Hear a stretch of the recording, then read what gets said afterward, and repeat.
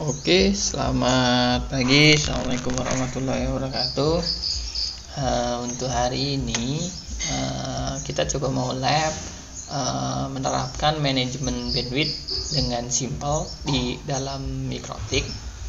Jadi nanti topologinya seperti ini ya. Kita punya PC, kemudian kita punya router internal kita, kemudian kita punya jaringan internet. Di implementasi ini nanti untuk network lokal kita itu kita menggunakan ini 192.168.254.0/24. Ini lokal kita.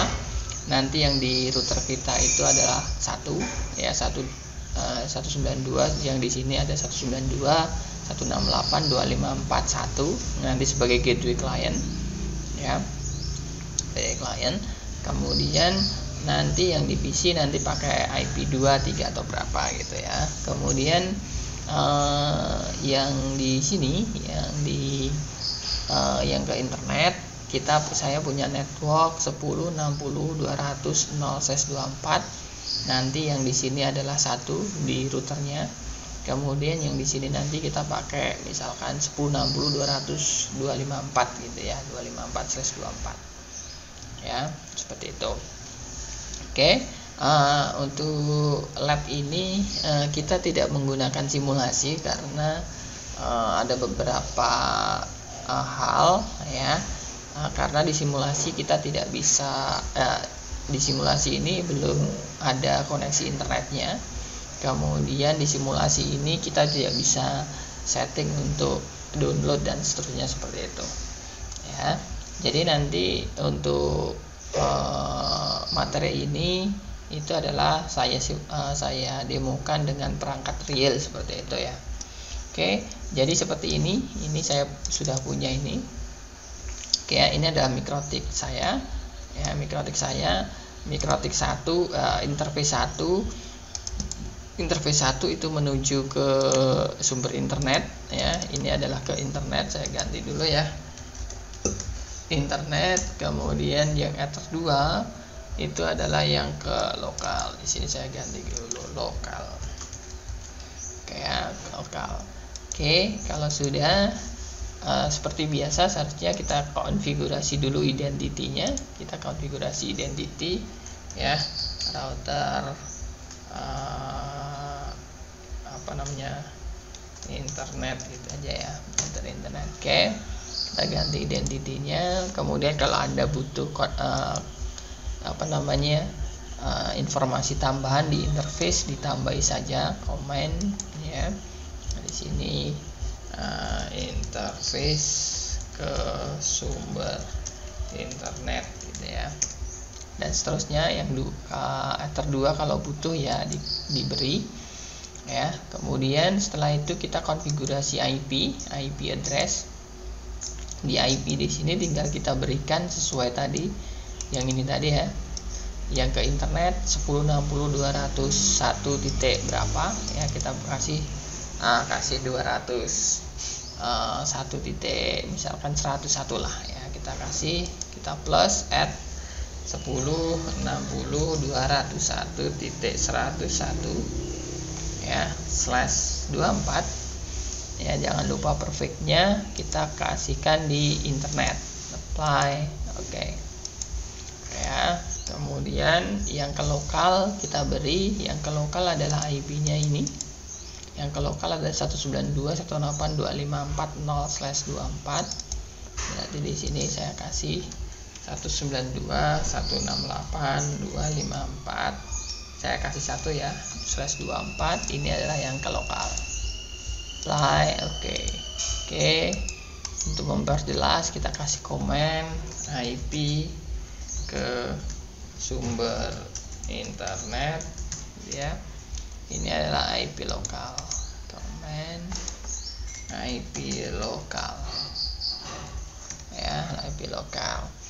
Oke, kalau sudah IP-nya sudah, kita konfigurasi dulu default route ya di IP, kemudian route di IP route ya, kita kasih default route-nya tujuannya 00000, gateway-nya adalah di sini ya. Gateway-nya adalah sumber internetnya, router depan saya ya, routernya IP-nya adalah 10.60.201 ya. Jadi di sini saya kasih adalah gateway-nya adalah 10.60.201.1. Apply. Oke, kita kasih DNS, IP, kemudian DNS ya. Kita kasih DNS-nya pakai Google saja, 8888 ya. Apply.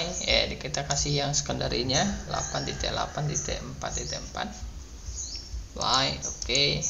Kita cek dulu ya, apakah router kita sudah bisa connect ke internet. Saya ping dulu ke gateway saya tadi ya, 10.60.201.1 sudah bisa connect ke gateway. Kita ping ke 88 dulu, 8888 sudah bisa. Ping Google ya, ping google.com. Oke, sudah. Posisinya router kita sudah connect ke internet ya. Kemudian kita konfigurasi NAT agar nanti agar nanti komputer yang ada di bawah sini kita konfigurasi dulu NAT. Jadi agar network baru kita 192.168.254.0/24 itu juga bisa connect ke internet. Berarti di router kita di sini itu harus kita konfigurasi NAT. Jadi nanti intinya NAT adalah network ini itu nanti ditranslate ya, diterjemahkan dengan IP yang ada di Ether 2 MikroTik lokal kita ini. Jadi terjemahkan. Jadi ketika dia request, nanti request datanya akan dibawa oleh IP yang ada di Ethernet 2 menuju ke atas. Jadi ditranslatekan lah, dicarikan seperti itu. Oke, jadi kita konfigurasi NAT-nya dulu. Kita masuk di IP firewall NAT ya, di NAT di sini kita plus ya, chain-nya adalah source NAT. Source NAT berarti adalah source address ya. Jadi kita mau ngenatkan, kita mau menerjemahkan itu dari sumber mana ya, source-nya. Kemudian kita kasih source address-nya sesuai dengan network yang akan kita natkan ya. Jadi di sini adalah kita kasih network lokal kita 192.168.254.0/24 ya. Kemudian mau kita natkan ke mana? Kita natkan ke IP yang sumber internet ya. Jadi di sini adalah kita natkan ke IP sumber internetnya ya. Sumber internetnya adalah tadi di sini tadi di Ether 1 ya, Ether 1 internet ini ya, Ether 1 internet. Kemudian nanti untuk actionnya adalah mesh curate. Apply. Oke. Udah ya. Berarti posisi seperti ini seharusnya ya. Saya konfigurasi dulu untuk ini ya. Nah, konfigurasi dulu untuk networknya ya. Ini kita masuk ke chain adapter ya. Kita masuk ke sini. Ini saya disable dulu ya. Kita masuk ke Ethernet ya, Ethernet ini ya. Kita masuk ke Ethernet. Di Ethernet kita kasih IP dulu, IP sesuai dengan IP lokal kita ya. Kita kasih IP lokal kita, bentar. Nah, ini ya, di IPv4 kita kasih ya, IP kita kasih 192.168.254, kita kasih 2 ya, subnetnya 255.255.0 karena /24 ya. Default gateway-nya kita kasih IP router 192.168.254.1. kemudian DNS-nya kita kasih Google 8888.8.4.4 ya. Dah close dah. kita cek dulu, kita masuk dulu.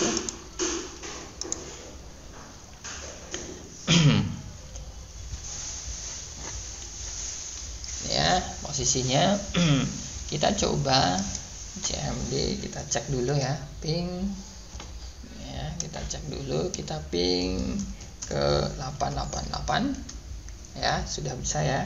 Kita ping google.com sudah bisa. Berarti kita trace, kita lihat ya, trace min D itu maksudnya adalah dia tidak usah resolve domain, jadi tidak usah cari domainnya, IP ini domainnya apa dan seterusnya, tidak usah, biar cepat.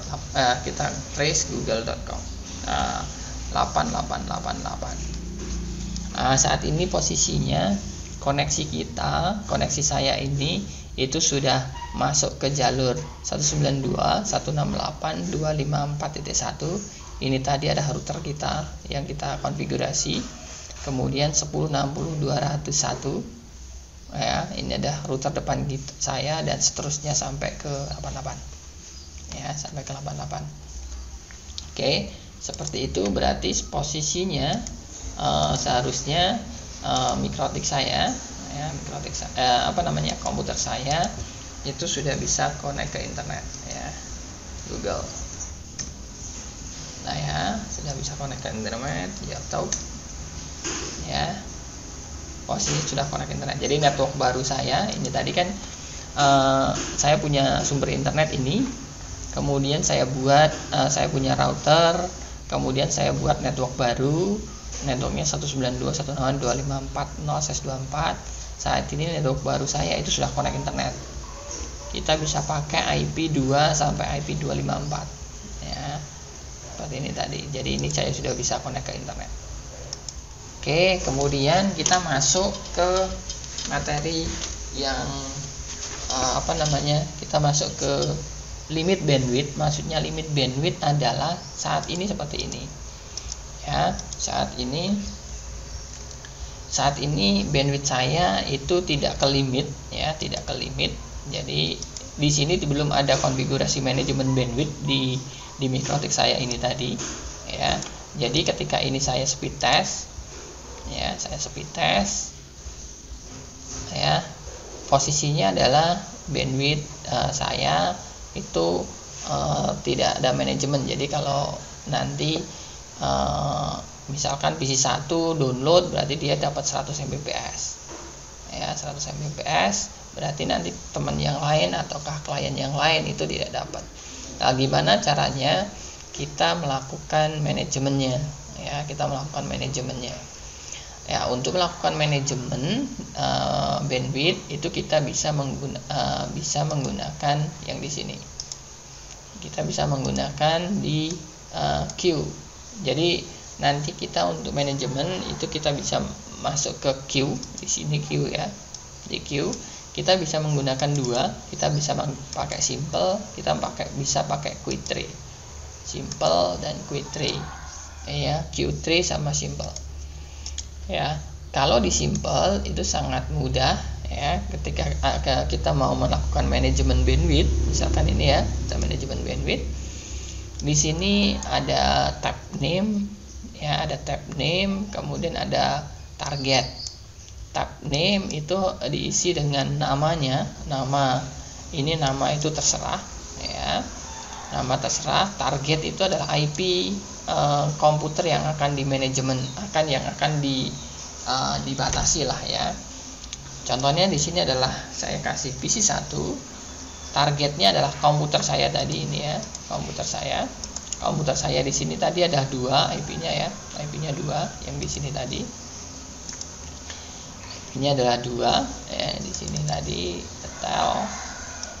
detail ya, IP-nya adalah 2. Jadi saya kasih IP 2 ya, berarti di sini saya kasih, di sini adalah IP-nya 192.168.254. Kemudian di sini ada informasi max limit sama target download ya. Di sini ada target upload, target download. Kalau di dalam komunikasi ketika Anda browsing atau itu pasti ada dua traffic ini, ada target ada download sama upload ya. Jadi ada request dan responnya seperti itu ya. Target upload itu uploadnya, jadi Anda request, misalkan Anda buka youtube.com gitu ya, Anda pasti pertama adalah Anda request, Anda lakukan upload ya. Kemudian nanti ketika sudah tampil berarti Anda melakukan download. Lah di sini mau dibatasi berapa? Di sini kita bisa batasi ya, tidak harus milih seperti ini. Kita bisa menggunakan, kita nulis sendiri. Misal kita batasi 5 mega misalkan ya. Di sini ada 5 mega ada ya. Misalkan kita batasi 7 mega, berarti 7 Mbps kasih M ya, jangan lupa kasih M. Ya, kalau Anda mau batasi 700 berarti ya 700 kbps K gitu ya. Jangan lupa dikasih informasi K sama M. Kalau 700 tok berarti 700 bit, nanti tidak bisa digunakan untuk apa-apa. Kayak misalkan di sini saya kasih 700 M mega ya. Kemudian uploadnya juga sama, saya kasih 7 mega gitu ya, 7 mega. Ya, di sini ada max limit. Max limit itu adalah batas maksimal yang bisa dicapai oleh klien yang kita tuliskan di sini. Ya, kita coba dulu apply. Oke. Ya, kita coba cek dulu di sini. Ya, kita tes bandwidth ya, biar ketahuan seperti ini ya. Saya tes lagi. Perhatikan di sini dia ini ya, Anda lihat di sini ada warna kuning, merah ya, ada warna kuning, merah ya. Jadi dengan kita menerapkan ini berarti klien ini tadi ya, klien PC saya ini tadi dia adalah mentok di 7 mega ya, dia hanya mentok di 7 mega. Jadi ada batasannya. Jadi tidak sesukanya lah dia menggunakan bandwidth seluruh yang ada di tempat saya seperti itu. Jadi di sini posisinya adalah dia sudah terlimitasi seperti itu ya, terlimit ya. Dia sudah terlimit. Kita lihat lagi. Kita bisa biar tahu penggunaannya, kita bisa show, kemudian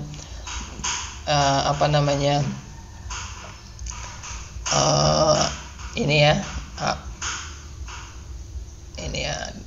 upload average rate itu dicentang, kemudian downloadnya juga dicentang. Kita tes lagi biar kelihatan ya. Kita lihat ya, ini kita ada lihat ini untuk upload ini untuk downloadnya ya. Untuk downloadnya adalah 6 Mbps ya, mentok ya, 7 Mbps di sini sudah merah ya, sudah merah ya, 7 Mbps mentok. Kemudian untuk downloadnya uploadnya juga sama. Di sini Anda bisa lihat bahwa di uploadnya juga mentok di 7 Mbps. Kemudian di name itu nanti ada 3 variasi warna, ada hijau, ada kuning, sama ada merah. Hijau berarti penggunaan klien ini itu masih di bawah dari maksimal upload ya. Jadi kalau tadi 7 mega penggunaan masih 2 mega, 3 mega itu masih hijau. Kalau kuning itu biasanya nanti sudah penggunaan hampir setengah ya, hampir setengah itu sudah kuning lah. Nanti kalau sudah misalkan kalau 7 tadi penggunaan sudah 6 ataukah 7 itu nanti sudah merah dia ya, seperti itu. Jadi dengan ini kita bisa batasi di sisi kliennya ya, seperti itu. Jadi kita bisa membatasi bandwidth klien itu nanti berapa. 7 mega ya udah kasih 7 mega, dia tidak akan lebih dari 7 mega ya. Jadi kalau ada klien yang lain gimana? Misalkan ada klien klien kedua misalkan, ya udah tinggal ditambah aja. Misalkan di sini ada saya kasih PC 2 ya, kemudian IP PC 2-nya berapa? 192.168.254 misalkan 3. Kemudian di sini dikasih 7 mega. Misalkan di sini saya kasih 7 Mbps sehingga uploadnya juga 7 Mbps lah ya, seperti itu. Jadi nanti silahkan dibuat kebutuhan dari sisi kliennya seberapa banyak ya. Jadi itu adalah trik yang paling simple untuk manajemen bandwidth. Sebenarnya manajemen bandwidth nanti kita bisa lebih advance ya, kita menggunakan beberapa parameter ini ya. Kita bisa menggunakan parameter burst limit, burst threshold, sama burst time ya.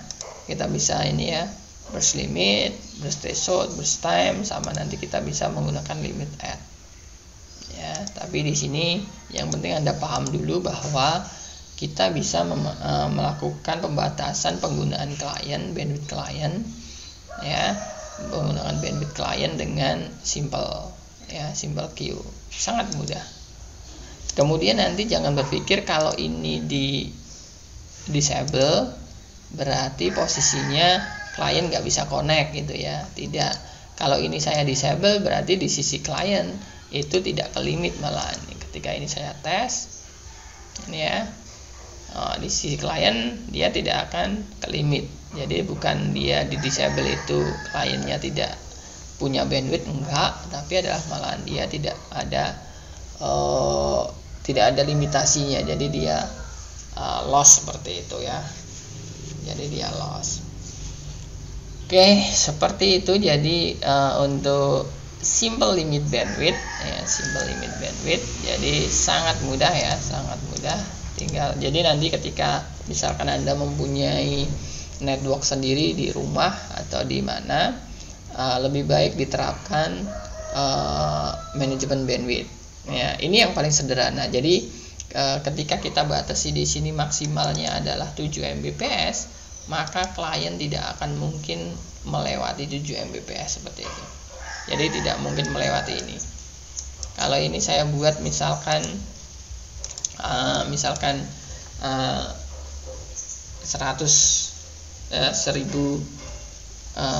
K gitu ya, 1000 Kbps ya, 1000 Kbps ya, 1000 Kbps.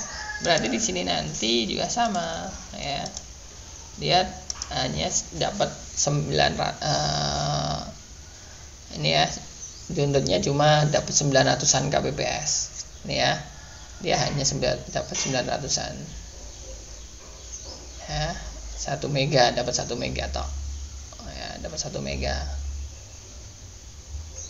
Uploadnya juga sama, dapat 1 mega. Kemudian di sini upload dan download itu tidak harus sama. Maksudnya tadi kan saya mencontohkan di sini sama gitu ya. Ya, tidak harus sama. Misalkan target uploadnya saya naikkan, itu nggak masalah. Saya buat 5 mega gitu ya, buat 5 mega.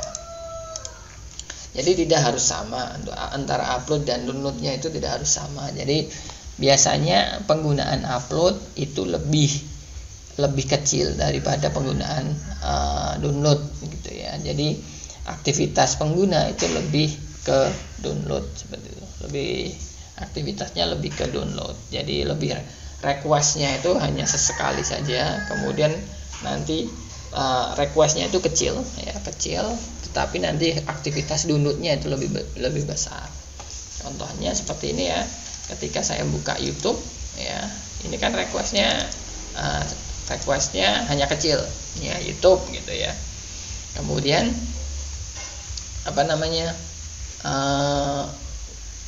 ketika saya play video gitu ya, play video, maka nanti posisinya adalah aktivitas downloadnya itu akan lebih besar, bandwidth downloadnya itu lebih besar ya, seperti itu. Oke, seperti itu. Kemudian ini ya, kalau kalau menggunakan command line seperti apa gitu ya, misalkan ya, kalau menggunakan command line seperti apa. Command line untuk manajemen ya. Ini error ya. Bentar. Kalau ini error ya.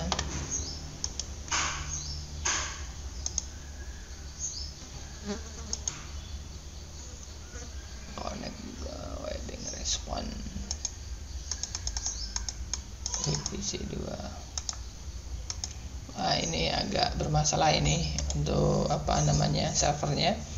Oke, saya tunjukkan di sini saja. Jadi untuk command line seperti ini, saya tunjukkan di sini ya. Misalkan kita mau nambah tadi command line untuk menambahkan ya, itu kita bisa menggunakan ini ya.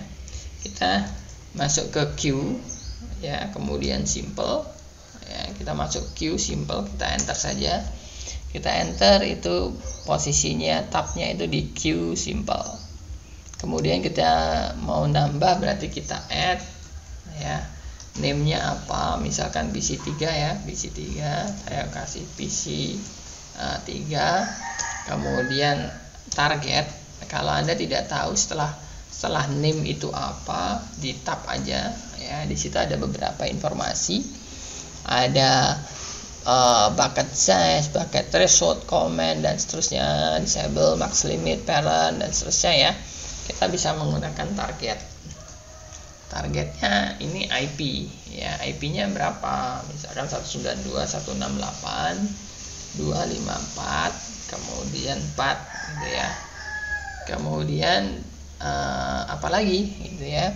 Kemudian adalah kita isi max limit ya, max limitnya berapa. Lah di sini max limit itu adalah tadi kan kita max limit itu ngisi 2 ya, upload dan download. Lah di sini nanti dikasih informasi adalah misalkan 7M, ini ada titik 2 atau apa ya, koma sepertinya, koma, kemudian 5M seperti ini.